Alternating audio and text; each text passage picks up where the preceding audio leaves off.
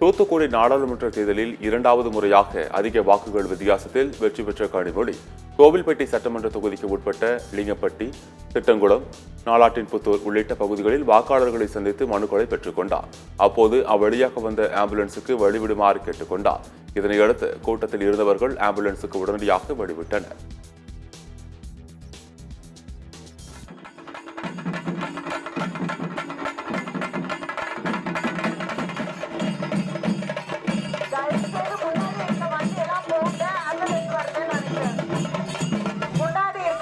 எல்லாம் கொஞ்சம் தயவுசெய்து முன்ன எடுங்க.